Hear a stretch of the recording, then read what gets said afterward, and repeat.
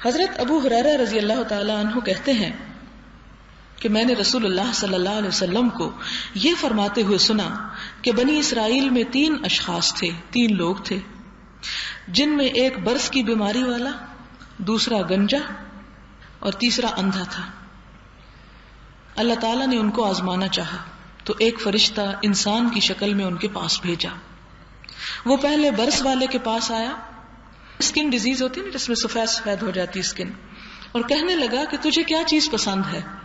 وہ کہنے لگا عمدہ رنگ اور حسین جلد اور اس گھناؤنی بیماری سے نجات جس کے سبب لوگ مجھ سے بھاگتے ہیں اور نفرت کرتے ہیں۔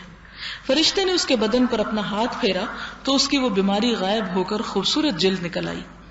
پھر پوچھا کہ مال کون سا پسند ہے؟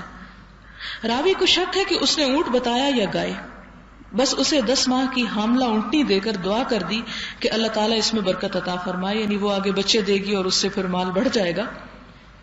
اس کے بعد فرشتہ گنجے کے پاس آیا اور پوچھا کہ تجھے کیا چیز پسند ہے؟ وہ کہنے لگا کہ ایک تو میرا گنج دور ہو جائے، میرے سر پہ بال آ جائیں جس کی وجہ سے لوگ مجھ سے نفرت کرتے ہیں، اور دوسرے خوبصورت بال۔ بس فرشتے نے اس کے سر پہ ہاتھ پھیرا تو اس کا گنج غائب ہو گیا اور خوبصورت بال نکل آئے۔ پھر فرشتے نے پوچھا مال میں سے کون سی چیز پسند ہے؟ تو کہنے لگا کہ گائے۔ تو اسے گابھن گائے دے کر، یعنی ایسی گائے جو بچہ دینے والی تھی، دعا دی کہ اللہ تعالیٰ تجھے اس میں برکت دے۔ اب وہ اندھے کے پاس آیا اور پوچھا کہ تو کیا چاہتا ہے؟ وہ کہنے لگا میں چاہتا ہوں اللہ تعالیٰ میری بینائی لوٹا دے تاکہ میں لوگوں کو دیکھ سکوں۔ فرشتے نے اس کی آنکھوں پر ہاتھ پھیرا تو اللہ تعالیٰ نے اس کی بصارت بحال فرما دی، یعنی نگاہ لوٹ آئی۔ فرشتے نے پوچھا تجھے مال کون سا پسند ہے؟ تو کہنے لگا بکری، تو اسے بھی ایک بچہ دینے والی بکری دے دی۔ ان دونوں کے جانوروں نے بھی بچے جنے اور اس کی بکری نے بھی بچہ دیا۔ بس فرشتے کی دعا کی برکت سے کچھ دنوں میں اونٹ والے کا اونٹوں سے، گائے والے کا گایوں سے اور بکری والے کا بکریوں سے جنگل کا جنگل بھر گئے۔ اب فرشتہ اپنی پہلی شکل و صورت میں پہلے برس والے کے پاس آیا اور کہنے لگا میں مسکین و غریب آدمی ہوں، وسائل سفر سے محروم ہو گیا ہوں، اب میرا کوئی ذریعہ نہیں جس سے میں اپنا سفر پورا کر سکوں، بس یا خدا کا سہارا ہے یا پھر تمہارا۔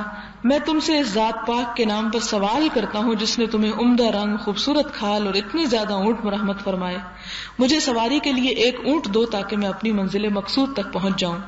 وہ کہنے لگا میرے ذمے تو پہلے ہی بہت سے حقوق ہیں، میں نے تو بڑی ذمہ داریاں ادا کرنی ہیں۔ فرشتہ کہنے لگا تم مجھے شناسا سے لگتے ہو، یعنی میں تمہیں کچھ پہچان رہا ہوں، کیا تم وہی نہیں جسے برس کی بیماری تھی، جس سے لوگ نفرت کرتے تھے اور نادار اور فقیر تھے تم؟ اللہ تعالیٰ نے تم کو یہ مال و دولت عطا فرمائی۔ وہ کہنے لگا یہ مال و دولت تو میری وراثت سے ملی ہے، مجھے باپ دادا سے چلی آ رہی ہے۔ فرشتے نے کہا کہ اگر تم نے جھوٹ بولا ہے تو اللہ تعالیٰ تمہیں ویسا ہی کر دے جیسے پہلے تھے، یعنی بد دعا دے دی۔ پھر فرشتہ گنجے کے پاس پہلی شکل و صورت میں آیا، اس سے بھی وہی کچھ کہا جو برس والے سے کہا تھا، اور اس نے بھی وہی جواب دیا۔ تو فرشتے نے اس سے بھی کہا کہ اگر تم جھوٹے ہو تو اللہ تعالیٰ تم کو ویسا ہی کر دے جیسے پہلے تھے۔ میں نادار و فقیر مسافر ہوں، اسباب و ذرائع سفر ختم ہو گئے، سفر جاری رکھنے کا کوئی وسیلہ و واسطہ بغیر اللہ تعالیٰ یا پھر تمہارے سوا اور کوئی نہیں۔ میں اس اللہ کے نام سے جس نے تمہاری بینائی لوٹائی تم سے ایک بکری کا سوال کرتا ہوں تاکہ اس کے ذریعے تکمیل سفر کی کوئی صورت کروں۔ وہ کہنے لگا بے شک میں اندھا تھا، اللہ تعالیٰ نے مجھے بینائی عطا فرمائی، میرے مال سے تم جو چاہو جتنا چاہو لے لو، جتنا چاہو چھوڑ دو، اللہ کی قسم آج اللہ کے نام پر تم جو بھی لینا چاہو گے میں تمہیں منع نہیں کروں گا، کیونکہ اللہ تعالیٰ نے یہ سب کچھ مجھے دیا ہے۔ فرشتے نے کہا تمہارا مال تمہیں مبارک رہے، یہ تو تم لوگوں کی آزمائش تھی، اللہ تعالیٰ تم سے خوش اور تمہارے دونوں ساتھیوں سے ناراض ہوا ہے۔